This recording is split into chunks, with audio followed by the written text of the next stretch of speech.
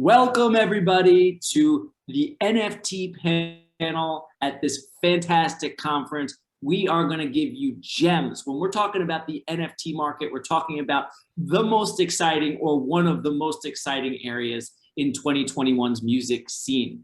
Who would have thought that the best job of the year was to be a JPEG buyer and seller? Well, that's not exactly what NFTs are. We're going to dive into what they mean, what the opportunities are, and really best practices from some amazing people that are doing it and doing it well in this space. My name is Jeniky. I run a blog called Beats and Bytes. It's also a newsletter. I highly recommend you subscribe, where we chronicle everything happening in music, technology, and brands. I founded New Agency, and I'm also the CMO of a music live streaming platform, DreamStage. And I want to introduce, or have actually each of our panelists introduce themselves. And then we're going to talk more about the indie NFT market. So who can start it off? I can start it off if you want. Please, just an introduction, who you are and how you got here. I'm Claude VonStroke. My real name is Barclay. I've owned Dirtybird, which is Dirtybird Records, since 2004, 2005. We do our own festivals. We do our own single day events. We have a generative NFT project. We do everything, clothing lines, so everything that you can do, we do it. 100% independent. Our distributor is just like a technology platform. Welcome. Thank you for being here. Thank you for your knowledge, and thank you for sharing your insights. This is going to be a great conversation. Who wants to go next? I guess I'll go. Please, my name's Chloe Jeniky, and I am head of NFT and blockchain strategy for Deadmau5 and 720 Group. I got into the tech space earlier this year, I think during the so-called bull run of NFTs around February and March, and started working for Deadmau5 shortly after. And I basically head up all things strategy, marketing, execution, pretty much the whole shebang on NFTs and blockchain. And so I look to build partnerships and work with collaborative artists and just build. So yeah, that's what I do. And before this, how did you end up landing in the NFT market? And how did you start to inform yourself on it? Yeah, totally. So I was always fascinated with crypto, but it always felt really like out of reach. Didn't really understand the whole technology background of it. But then when everything started picking up, I guess, yeah, it was around January, started reading into it a lot, and saw that there was some big electronic artists that were doing drops and, starting to educate people. I kind of sunk my teeth in a bit, or dove down the rabbit hole, and I haven't really come back out of the rabbit hole since. So I come from a music management background, working, in artist management, artist relations. So for me, making the transition from, just music to music and tech kind of felt natural and like the next step in my, I guess, career life cycle. So, yeah. Wonderful. And then last, certainly but not least, Aluna. Hello, yeah, I'm Aluna, and I'm one half of AlunaGeorge, currently working on my solo project. And my current NFT that is still live is the first one I did, which was a Well, before we get into actual projects you're working on, I'd love to just get a little background so the audience can know. Obviously, I know AlunaGeorge, but just who you are, how you got here, kind of. And like a little bio. Okay, yeah. So AlunaGeorge started in 2012, and I started my solo project I guess 2019, and released my first album as a solo artist during the pandemic. And I'm working on my second one now, and I basically got involved with NFTs after getting involved with crypto and starting to really educate myself. And NFTs was like a natural next step. But I kind of worked on the fundamental understanding, the kind of whole thing from the ground up, I guess, so that I felt like it wasn't too overwhelming. But it was kind of a timing thing, you know. I didn't even hear about NFTs until I was already learning about crypto. So it felt really, it's been a lot of learning, like so much learning. I've never learned so much in my whole life in such a short space of time, other than, I suppose, like when I first started in music, where you learn about so many different parts of the business while being an artist all at the same time, and you make mistakes and you make good moves and you make bad moves. It's true. There's a lot to learn in this space, and it's complicated. People say engineers and artists are kind of one and the same in the fact that it's really a cerebral kind of orchestration of ideas and different chords pulled together to actually be able to code these things. It's definitely not where my head is. So my hat is always off, and I always commend artists and developers, and the fact that you're doing kind of a project where you were actually the artist making the work and also learning the aspects of the development is truly a special combination. So let's talk about NFT projects that you are all working on right now, or something you've done in this year. And I'd love for you to give this audience as much insight as possible in terms of learnings. What did you learn? What worked? What didn't? Why is this case study relevant to this entire community? Who'd like to start? Dirtybird, my sister actually was the one that started us into the NFT world. I had tried to kind of do a one-on-one with my music, but I was finding like a lot of gatekeeper problems. It was back when like Nifty Gateway and all these things were happening, and it just seemed like it wasn't decentralized at all. It was actually just another gatekeeper thing. And so it wasn't a fail, but I just didn't get into that. And then my sister's like, you can't give up on this because you love collectibles, you love art, you love music, it's gonna work. We just have to just keep hammering away at it. So she started doing little release. We just started adding NFTs to our releases. And that started just kind of like creeping. And then all of a sudden we just met the right group of people that were able to create a generative project. And we had an incredible artist called Birdcap, who had just done all the artwork for our label the year before. And he was able to make all the layers. In a generative project, you get thousands and thousands of computer generated things, but they're all generated from an original, like, just think of it like a Photoshop document with 300 layers. And the computer will generate individual birds, in our case, that are all unique. And if some of them are completely wild, and some of them look terrible, but that's how it goes. And we did that, and I would say the biggest challenge for us was just getting people who listen to our label to have MetaMask wallets, which is just like, the onboarding is everything, in my opinion, for the music world. Onboarding people into, because I still think like 80% of the people that hold our project are just like NFT flippers.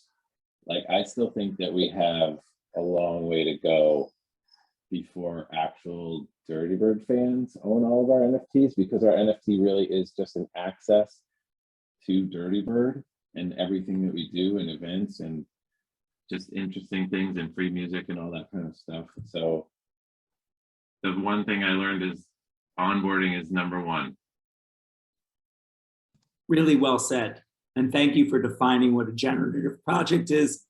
It's confusing to me that you would, as an artist, want to let the computer algorithm alter your art versus you offering different iterations yourself. Do you do that because it's a trend, or because it's just more efficient? It wasn't my artwork. It's a guy called Birdcat, and I would have never done it if he wasn't an absolute genius. And he was able to conceive of it in his head. Like, he was able to understand, and he doesn't know anything about NFTs before this started. But when I explained it to him, he was actually able to do it in his mind and be like, oh, I get it. It's like a paper doll. thing. You just change the pages and I can make it work. And he just showed me examples and we did beta tests and we ran it. We ran a fake generative run a few times to just see what would happen. And he just killed it. He did a great job. Thank you. Thank you for sharing that. I'd love to hear from both of you as well. Different projects that you've done in the NFT space and the lessons learned, please. Totally. I think, yeah, I mean, we've actually just done a generative art project as well. So I think a lot of what Barclay just said, we can definitely echo on our side as well, the onboarding process being the most difficult. We did 5,555 avatar heads that were 3D models, essentially.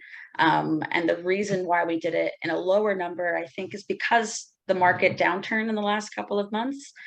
That's probably one of the bigger lessons that we've learned, at least on my team, is that you can't time anything. And you also, there's no such thing as a market trend. You know, you can try and plan out as far in advance as you want, or as you can, but something's going to change. Some other, team is going to come out with a crazy project, or, maybe Ethereum will go down, or maybe some random, shitcoin will go up and you just don't ever see it coming. So, trying to map out a project 3 months in advance, like you would a typical, single or album, it's just not possible. Like, you really have to be ready to adapt to all of these changes that happen at the last minute.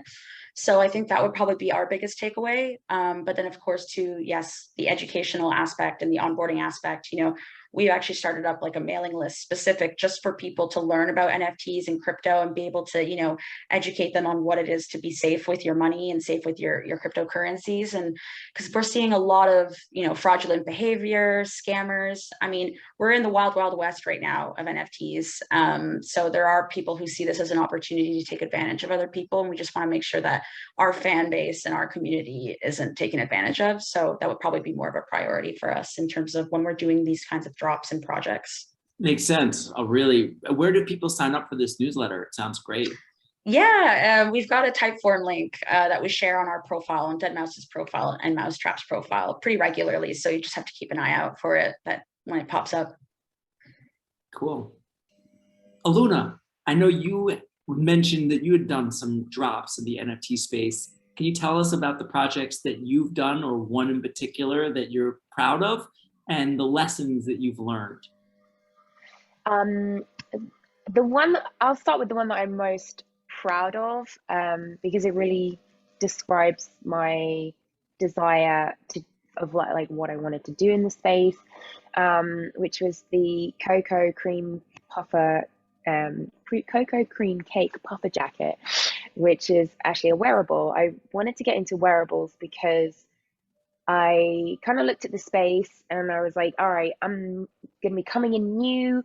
What can I do that is not directly competing with what everyone else is doing, and what relates to the other ways that I spend my time as an artist, creating. And I design pretty much all of my stage clothes and have them made. I work really, really closely with a seamstress who comes and we talk about and we develop my fits. So I was like looking at the world of wearables, and I was like, well, okay, what can 3D digital wearables provide as a new opportunity that I can't do in real life? And for me, it was the absurd, the surreal, and the impossible. So I sort of set about by thinking of my favorite things, which is tea and cake. And so I was like, all right, so I want to make clothes out of my favorite thing to do and eat, which is cake. So, and I played with a few different ideas, and I wanted something that just immediately, before you even saw it, sounded ridiculous. A jacket made of cake and cream. And then we developed that with Feltzine. And I love the villains project that Feltzine did just recently. And I think the takeaway for me was realizing very, very quickly that this space is so much, it can be about community. It isn't necessarily about any one thing. You make it what you want to make it. And during the pandemic, I've been doing so much work that's, I guess you could call it being an advocate for change in my industry. And that is very community based, but the NFT community is so fresh that it feels really, really exciting. And so being able to connect on that level has been a huge takeaway. In terms of mistakes, I mean, I think you just have to make space for them, like, and see them all as part of your development. The bigger your mistakes, the bigger your goals. And so, just like not to be scared about them. And yes, like you can see things that other people did and like, oh, I mustn't do that. But what if you need to do that? And that's just your path. Like, definitely like picking up any type of learning along the way and going deep, that really helps. Like the deeper you can go with your education, the more specific, the more like far reaching, 100% always helps. It's really well said. We are paving the roads. This is the wild, wild west. This is a new frontier business. The rules are being written as we go.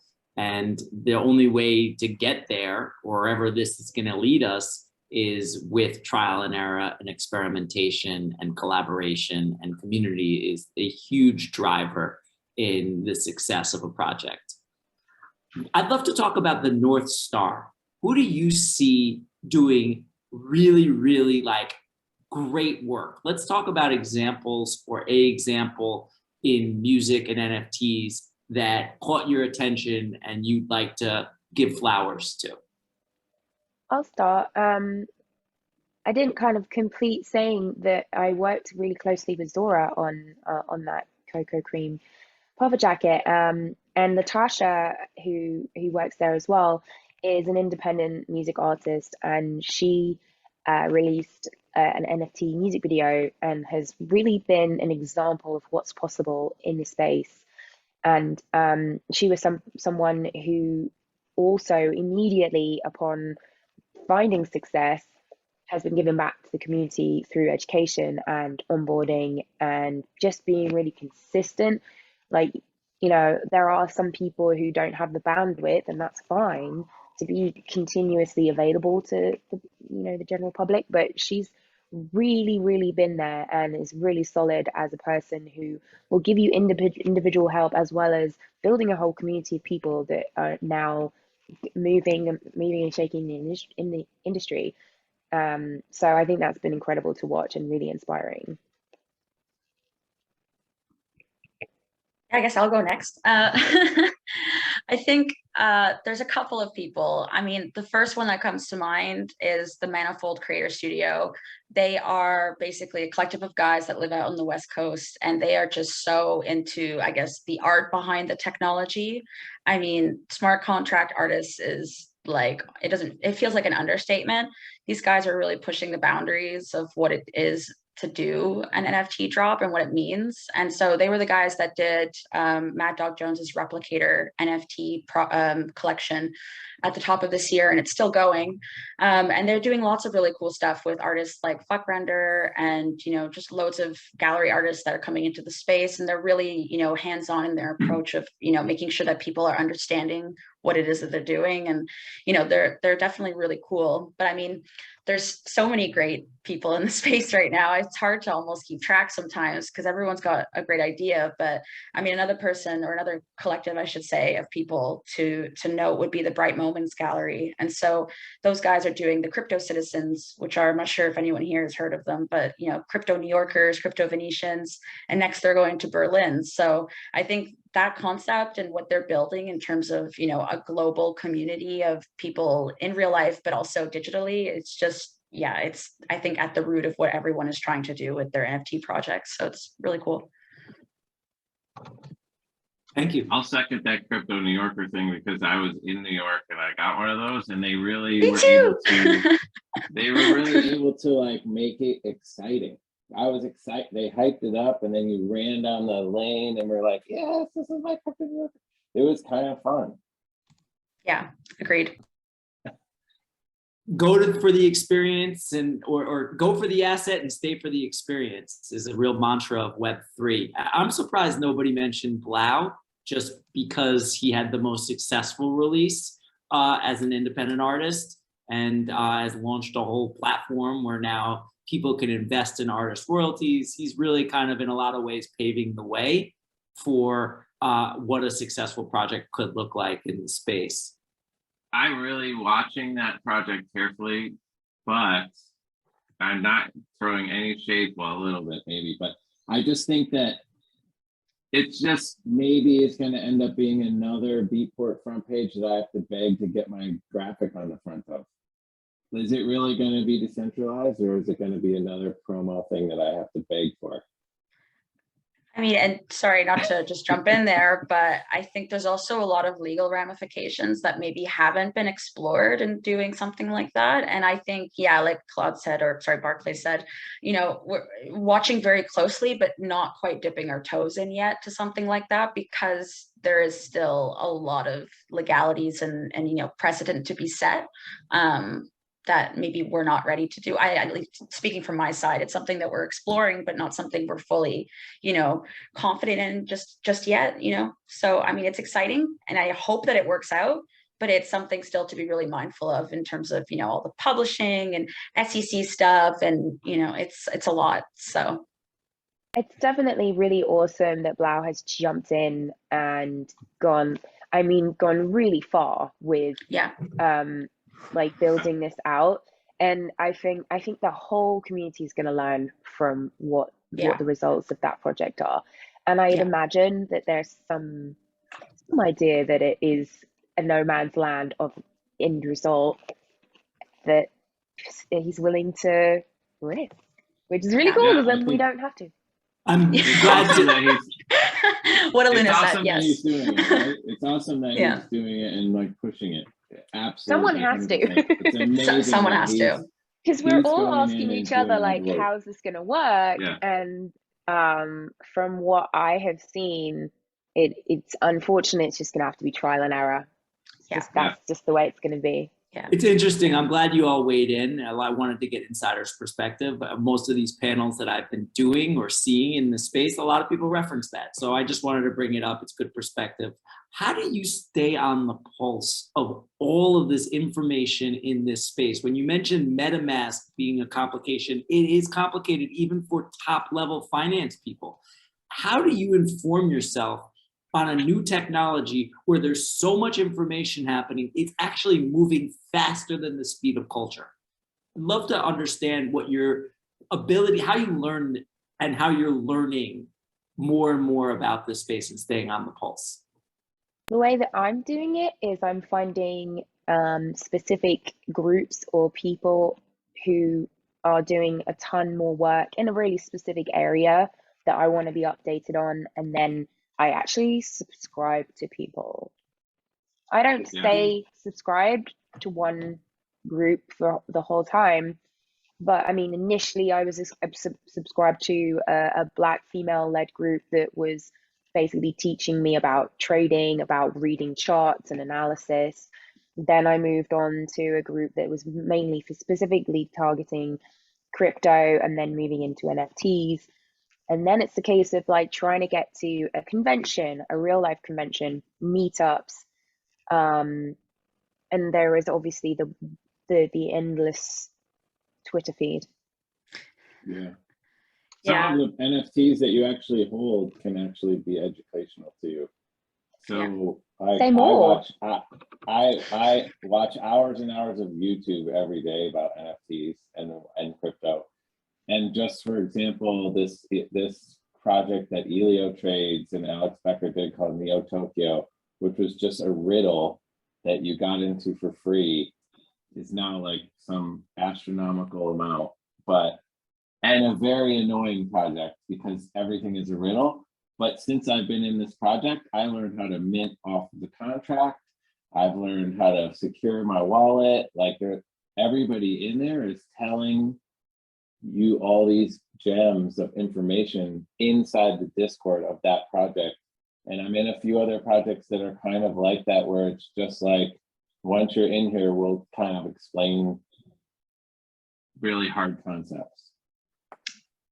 Yeah, agreed. I think leaning on the community and, whichever projects you're a part of, that's usually where you get your most intel, just like keeping up with the know. And then also, yeah, like Aluna said, subscribing to as much as you can. I mean, sometimes it can be information overload, and in that respect, you don't really learn a whole lot, but knowing maybe the niche within the NFT ecosystem that you are leaning towards, whether it be specifically music or specifically, gallery art or whatever it might be, making sure that you are looped in with as much of that as possible, and, keeping up with, the news, and, Decrypt is really good, CoinDesk, and then, what other news comes out. And I mean, I got to a point where I needed to hire an assistant just to do research.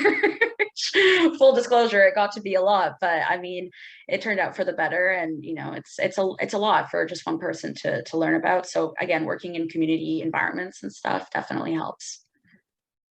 I would add that also deciding on whatever it is you want to do in the space is a really great way to learn, because then you learn specifically what you need to learn for that, and it wipes out all the other learning that would be for something you're not actually trying to do. Yeah. Yeah. I would also point out that, if just really quick, that the people that are going to be able to take the most advantage of this scenario are people who are not on any of all the labels that we're on. They're just 100% out there because they aren't going to be bound to anything. So they're just going to be able to do an NFT and own the whole thing. They're not going to be signed to Dirtybird or anything, and they're just going to be 100% free, and it's going to kind of disrupt our businesses. But that's fine. Awesome. Yeah.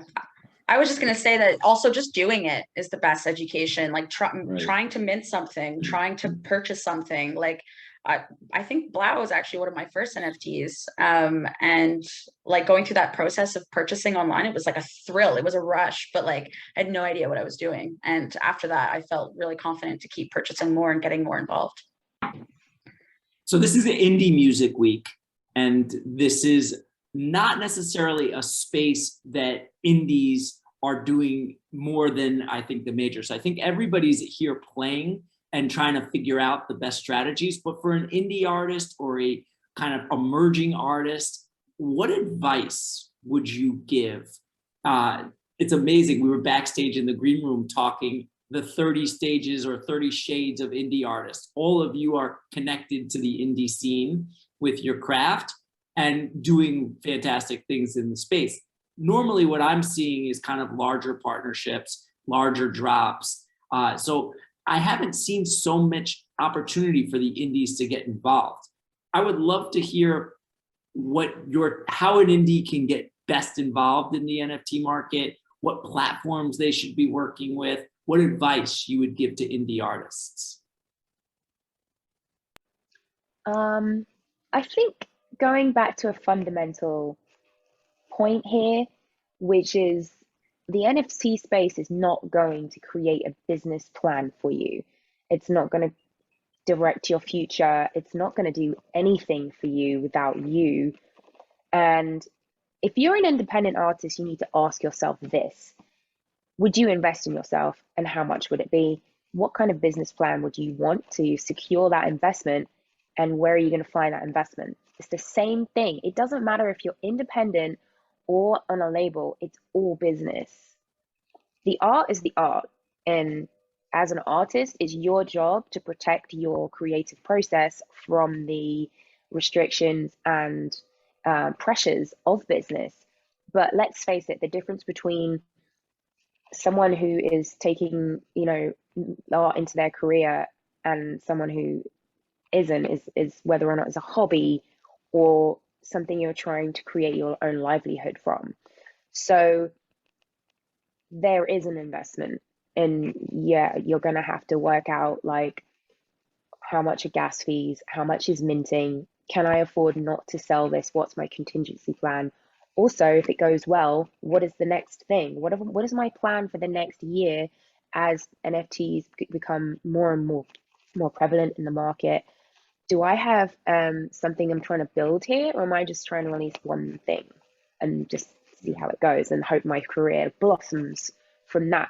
As an independent artist, everything is down to you. And when you go through the music industry, you find out what all of those things are, because there's a kind of system in place, and you get a fast track into seeing like how many hats and how many jobs you actually have to do at a professional level. As an independent artist, the way to replicate that is to think of yourself as the CEO of your own business, and that's what you are.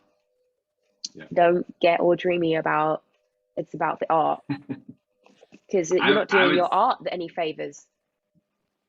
I would second what Aluna said, especially because it's always about the execution as well as the art. The execution is sometimes more of a percentage of whether your thing is going to work than the actual art itself. And so just even being able to find the person who can do the coding, the back end of your project, is going to be a huge hurdle for a lot of people. And I'm sure there's going to be shops that offer services. And so you're going to have to be willing to give up. There's always something you have to give up to have an awesome release, right? You can never do it all the way by yourself. So you're going to have to be willing to give up something to get something. So if you want to do some incredible idea, somebody's going to have to code that idea for you to make it work. Agreed and on someone's both. going to have to do PR and all that, the whole thing. It's the same as before. It's an extremely collaborative space. Those who are winning are able to collaborate, and collaboration is a skill. It's a skill as high and difficult as any other to learn. You have to be dependable. You have to have clear ideas. You have to have clear directions. You have to be at the center of a wheel of motion, and like Chloe said, like things change like that. So that machine also has to pivot, and it's crazy. No, I think great points on all fronts. I think the thing that wasn't mentioned that maybe I'll just jump in on is just the way that I see NFT drops, at least from our perspective. It's not about just doing an NFT drop. It's about, okay, what is like our business plan? What is it that we're doing, and how do we bring NFTs into that? Not let's do NFTs as our business, because like when you do it on the reverse, it doesn't necessarily always click. And I think, a lot of big brands and artists are forgetting to tap into like their most important resource, which is their fans and community. And like, if you were a fan of your own brand, like what would you be looking for? What would you want out of like a project like this? Like, is it getting closer to the artist? Is it having like an active part in the brand or the label as, some sort of, I don't know, commentator, or someone that just helps with marketing, or it's trying to be as inclusive as possible without deterring from the brand's overall values and mission. So where would you start in terms of platforms? There's so many different places to release music. If you're thinking about this as an indie artist and you're probably not getting big offers from the platforms to release your music, how do you approach where you would go to release music? I'm just going to start off. I actually always think of the platform last. It's the last thing on my mind, because the most important thing is what it is that you're putting out and why you're putting it out. If you have those two things down, finding a platform is usually the easy part. Are you doing this independently? Are you doing this by yourself? Okay, then you should be going to an open source platform like OpenSea, or somewhere where you're able to, put stuff up without being like a curatorial process where you need to be approved or invited. If you are, maybe well connected in the scene and you want to make a big splash, maybe getting involved with other collectives that are already dropping on the platforms that you want to drop on that are curatorial, and seeing how it is that you can get involved with their project and maybe piggybacking off of them. So there's a couple of different strategies to go about it, but it really comes down to what it is that you're trying to do, and thinking of the platform second to that. Yeah, I would say also just like when I was starting the record label, I worked at the door, I worked at the bar, I did the flyering, I did everything. I learned every aspect of everything that you have to know to be able to, I DJ'd in hotel lobbies, whatever, you have to learn. So like go to NFT conventions, set up meetings with people. Everybody wants to meet at NFT conventions. Even the top people want to meet. So you can get a meeting.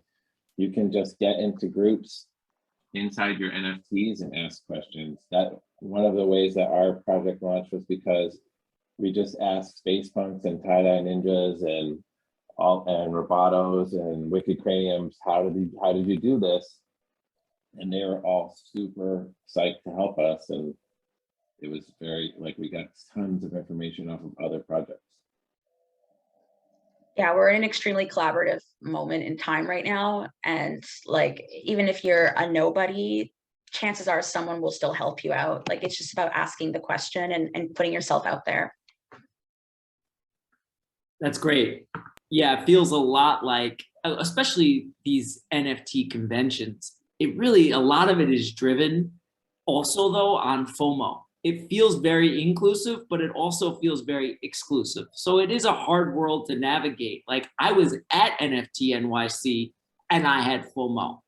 So I just know that like you can, a lot of this is drawing the anticipation and getting everybody excited.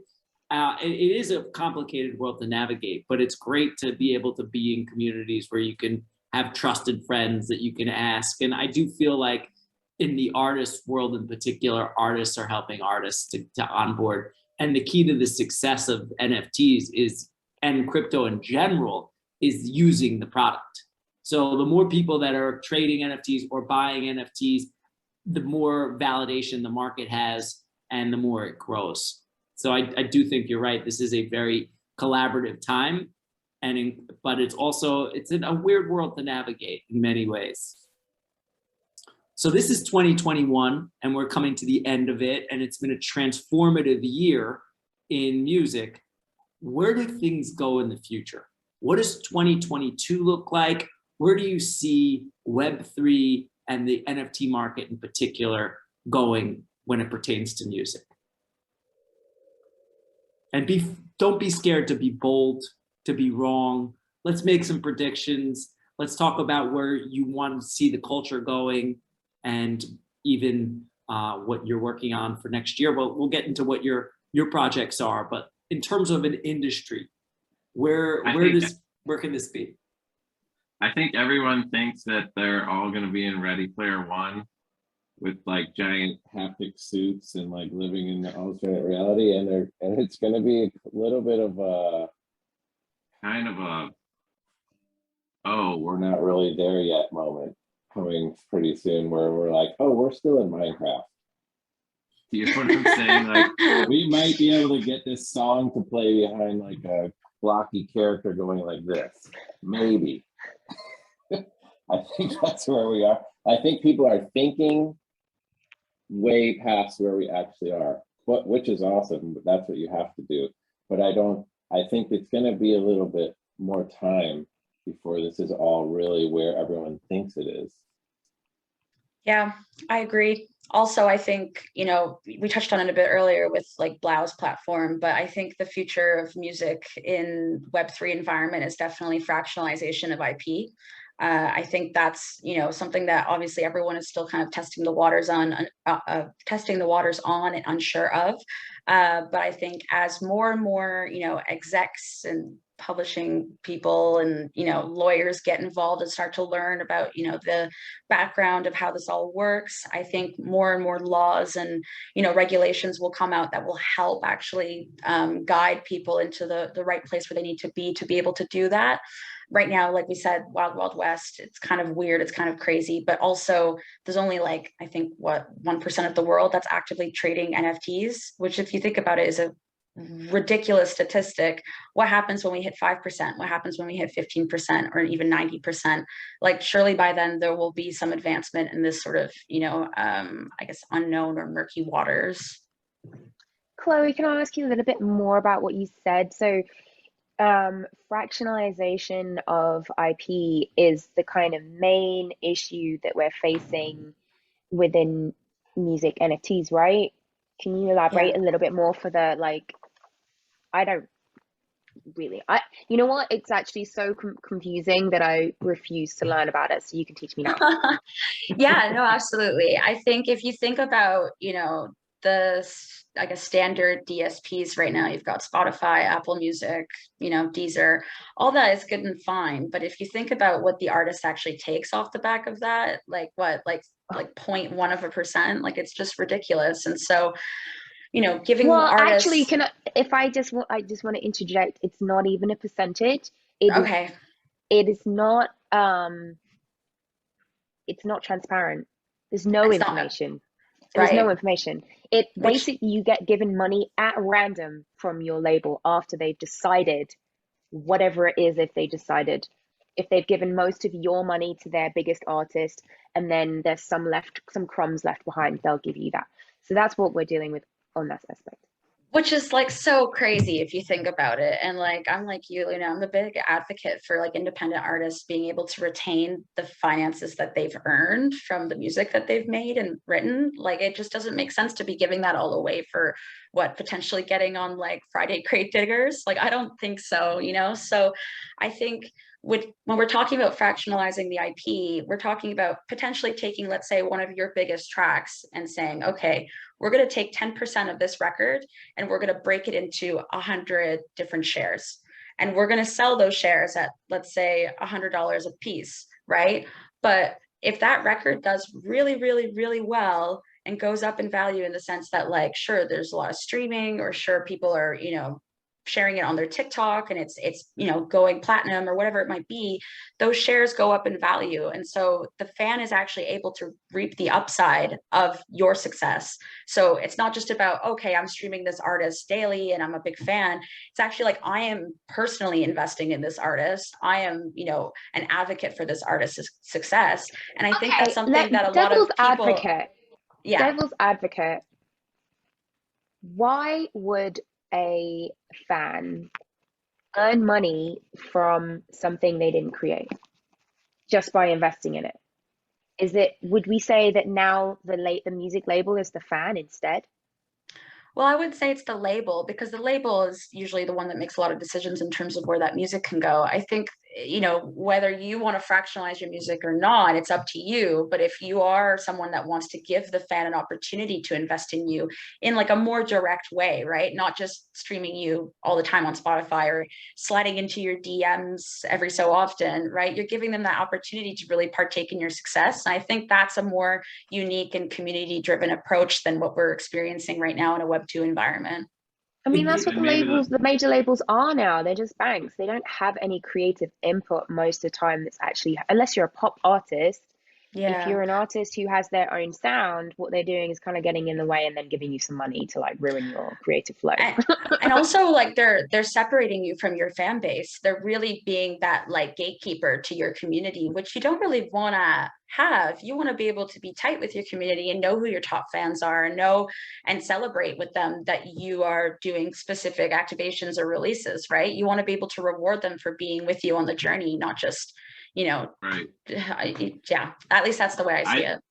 I thought the fractionalization was to do with, if you were a signed artist, you'd be able to fractionally allocate amounts of that song to the label, and the same, basically a replica of what Spotify is.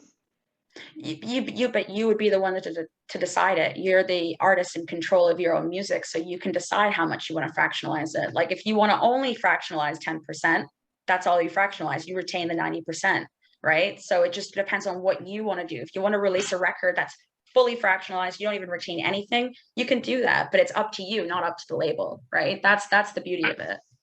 I think the biggest question that happens when we talk about this, which I'm so into because I want to try this out, is who's paying the people. So like, you fractionalize your record, but because the money is coming in from, it's not coming in an Ethereum contract, it's coming in from 80 streaming services. Yeah. Who is getting that and distributing it to the fractional owners? It is correct what you're saying, Aluna. It's basically just, who is the bank? Who is the banking system that's going to distribute the money, and how does that work? Does having the music on the blockchain help us with any of that in an automated way? It could, but again, this is something that no one's really nailed down yet. It's something that Blau is, trying to figure out, and Opulus as well, Ditto's publishing company. They're trying to figure that out too, but no one's nailed it yet. Otherwise, everyone would be doing it, right? But you referenced it a little, Aluna, when you say artists are now the CEOs of their brand, and this is kind of goes back to that thinking. As a CEO, one of your main jobs is investor relations. And I don't know if every artist wants to do that. So if a platform can help fractionalize, all of a sudden artists are now communicating with their investors, and they can define how they want the vision for their brand to be versus a label. It's exciting. I'm not even going to say that that's the utopian dream for me, because that's like having shareholders directly in contact with you about your music. People are going to have opinions about the music that you make, and they're going to be like, and I paid you. Give me a birthday song. Well, this was a fantastic debate. This was a great conversation. I'm glad we got a little free flowing at the end. I'd love to just, as a final wrap up, where can people find you, and what projects in the NFT market are you dropping coming up, or the fans should know about, or the community here at Indie Week should know about? Each of you, please, just a quick drop on how they can connect and and what's dropping in the future. I'm Aluna. You can connect with me on Twitter and Instagram and TikTok. No, but seriously, my NFTs are all going to be about either wearables or live experiences. So I'm going to be sort of making POAPs for the events that I'm putting on this year and next year, and building in that way so that I'm able to, if somebody has a POAP, they're able to access a new NFT that I'm dropping. But if you don't have the POAP, maybe you can't get it. So you got to be there. Love that. You can reach out to me on LinkedIn, which sounds very boring and corporate, but it's just really easy. My name is in this video, you can see, so you can just add me or send me a message. Also, I'm on Instagram. Search up my name and it'll come up as well. But yeah, and then projects, just follow Deadmau5 and 720 Group, and you'll see all of our posts there. Yeah, you can follow me on Twitter at VonStroke. If you want to know anything about our record label, it's dirtybirdrecords.com, or my artist page, claudevonstroke.com. We have a project on OpenSea called Dirtybird Flight Club that you can get into whenever you want. The Discord is awesome, and I'll also be doing some individual artist pieces coming into 2022 as well. And that's basically what I'm doing. Fantastic. And I'm Jesse K. Please subscribe to my newsletter, Beats and Bytes. We are doing a lot of different drops behind the scenes when it comes to the NFT market. I'm investing in platforms and advising a bunch as well. But if you want to see what's happening in the culture, we're chronicling everything at Beats and Bytes. And thank you to each of you for sharing your insights, your stories. Thank you to Indie Week for having us. And we'll see you at the next NFT event real soon.